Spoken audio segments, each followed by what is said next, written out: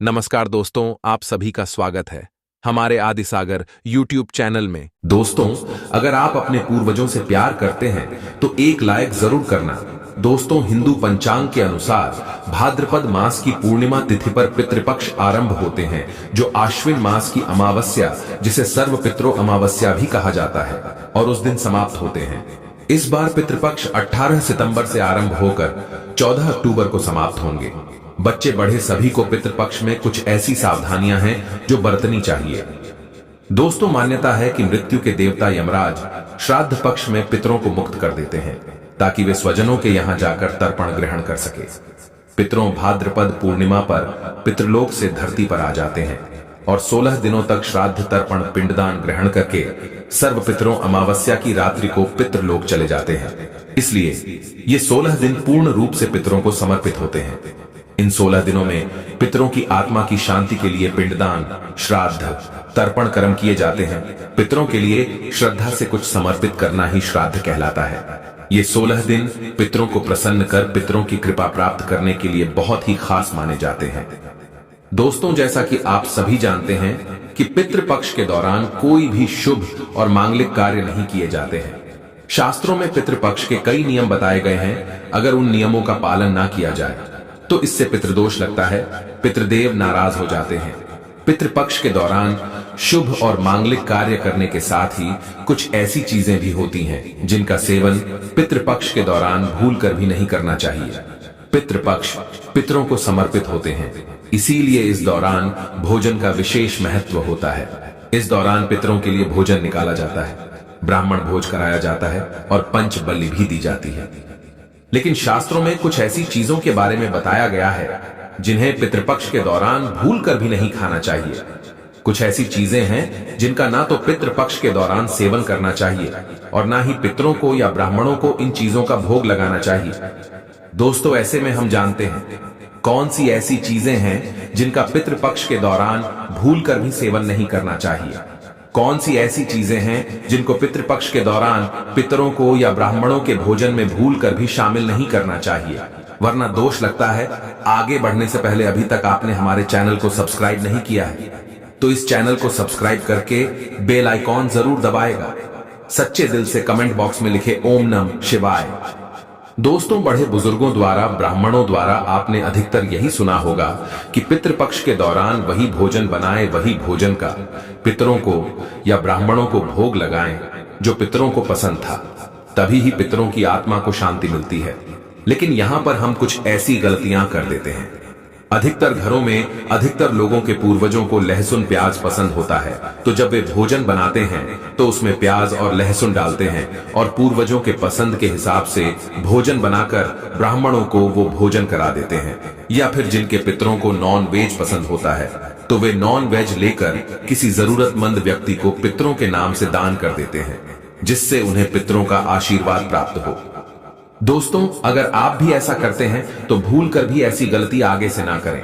शास्त्रों के अनुसार पितृपक्ष के दौरान प्याज, लहसुन, मीट और अंडे का सेवन भूल कर भी नहीं करना चाहिए और पितरों के भोजन में भी इन चीजों का इस्तेमाल भूल कर भी नहीं करना चाहिए।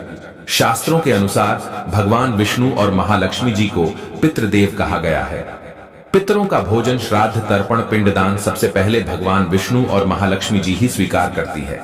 उसके पश्चात ये पितरों को मिलता है और भगवान विष्णु और महालक्ष्मी जी के पूजन में प्याज, लहसुन, मीट, अंडे का इस्तेमाल करना वर्जित बताया गया है।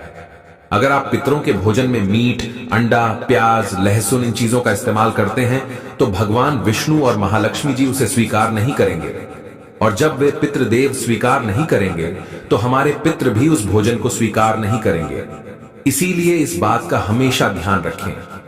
दोस्तों, श्राद्ध पक्ष के दौरान पितरों के निमित्त जो भोजन बनाए या ब्राह्मणों को भोजन कराने के लिए भी जो भोजन बनाए वो बिना प्याज, लहसुन और मीट, अंडे का बनाए, और ना ही पितरों के नाम का ऐसा भोजन आप किसी जरूरतमंद व्यक्ति को दान दें। श्राद्ध पक्ष के दौरान पितरों को जो भोजन बनाए वो बिना प्याज और बिना लहसुन तथा मीट, अंडे का होना चाहिए। ये सभी सामग्री शुद्ध भोजन में नहीं डालना चाहिए, घोर पाप लगता है, पितृदेव क्रोधित हो जाते हैं। ध्यान रखें, पितृपक्ष के दौरान आप भी प्याज, लहसुन और मीट, अंडे का इस्तेमाल भूल कर भी ना करें। शराब आदि का सेवन भी ना करें। दोस्तों, पितृपक्ष के दौरान बासी भोजन ना करें। इन 16 दिनों में बासी भोजन शैतान को प्राप्त होता है। पितृपक्ष के दौरान ना ही बासी भोजन करना चाहिए और ना ही किसी को कराना चाहिए। कोई जरूरतमंद व्यक्ति अगर आपके द्वार पर आए तो उसे भी आप बासी भोजन ना दें। शास्त्रों में बताया गया है कि पितृपक्ष के दौरान पितृ किसी भी रूप में द्वार पर आ जाते हैं और अगर ऐसे में आप पितरों को बासी भोजन दे देंगे तो इससे आपको पितृदोष लगेगा। इसीलिए इस बात का विशेष ध्यान रखें, ना तो आप बासी भोजन करें और ना ही किसी को दें। दोस्तों, पितृपक्ष के दौरान अपने खुद के लिए वस्त्र नहीं खरीदने चाहिए। इन 16 दिनों में आप वस्त्रों का दान कर सकते हैं, पर अपने लिए कभी वस्त्र ना खरीदे। इस दिन नए वस्त्र खरीदना अशुभ माना जाता है। पितृपक्ष के दौरान पति पत्नी को दूरी बनाकर रहना चाहिए, क्योंकि इस दौरान हमारे पितृदेव हमारे घर के अंदर ही हमारे आसपास मौजूद रहते हैं और अगर आप ऐसा करेंगे तो हमारे पितृ नाराज होकर चले जाएंगे। पितृपक्ष के दौरान घर में रोना नहीं चाहिए, इससे भी पितृदोष लगता है। इन 16 दिनों के अंदर खुशी खुशी पितरों का स्वागत करना चाहिए, उनका आशीर्वाद प्राप्त करना चाहिए। दोस्तों, पितृपक्ष में पितरों का भोजन बनाते समय भोजन में चावल, दाल या रोटी ना बनाएं। पितरों के लिए सदैव पक्का भोजन जैसे कि पूरी, कचौड़ी, पराठे इत्यादि आदि बनाए जाते हैं। हलवा पूरी बनाए जाते हैं, खीर आदि बनाई जाती है। पितरों को खीर बहुत पसंद आती है। खीर खाकर हमारे पितृ हमें ढेरों आशीर्वाद देते हैं। पितृपक्ष के दौरान आप स्वयं दाल, चावल, रोटी आदि खा सकते हैं, पर पितरों को ये चीजें ना दें। लेकिन याद रहे, पितरों को जो भोजन बनाएं, ब्राह्मणों को जो भोजन कराएं, वो पक्का ही बनाएं, जैसे कि खीर, पूरी, मूंग दाल की कचौड़ी, दही, जलेबी, इन चीजों को आप बना सकते हैं।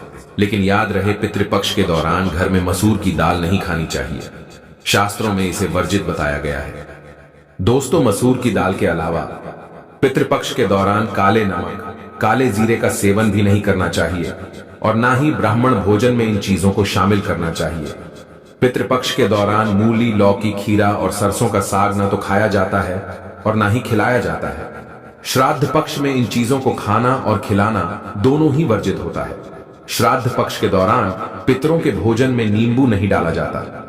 आप स्वयं नींबू का सेवन कर सकते हैं, लेकिन पितरों के भोजन में, ब्राह्मण भोजन में नींबू न डालें।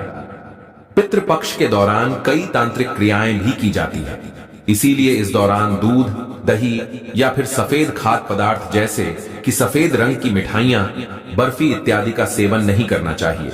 लेकिन हाँ, ये चीजें आप अपने घर में ही बनाकर खा सकते हैं। दोस्तों, पितृपक्ष के दौरान गाय के दूध का सेवन करने से बचना चाहिए, खास तौर पर वो गाय जिसने हाल ही में बच्चे को जन्म दिया हो। ऐसी गाय के दूध का सेवन भूलकर भी ना करें। पितृपक्ष के दौरान खीर अवश्य ही बनाई जाती है और खीर का पितरों को, ब्राह्मणों को भोग लगाया जाता है। इसीलिए आप पितृपक्ष के दौरान दूध से ही खीर बनाकर उसका भोग लगाकर प्रसाद के रूप में उसे ग्रहण कर सकते हैं। लेकिन खाली दूध का सेवन ना करें, यानी सीधे दूध का सेवन ना करें। पितृपक्ष के दौरान कढ़ी बनाना और खाना भी वर्जित होता है। इस बात का विशेष ध्यान रखें। पितृपक्ष के दौरान कुल्थे की दाल का भी सेवन ना करें। दोस्तों, ध्यान रखें, पितृपक्ष के दौरान आप पितरों के लिए जो भी भोजन बनाए, उस भोजन में आप तिल अवश्य ही डालें। पितृपक्ष में जो पितरों का भोजन बनाएं, ब्राह्मणों को जो भोजन कराएं या पंचबली लगाएं या किसी जरूरतमंद व्यक्ति को पितरों के नाम से भोजन दें, उस भोजन में थोड़े से काले तिल अवश्य ही डालें।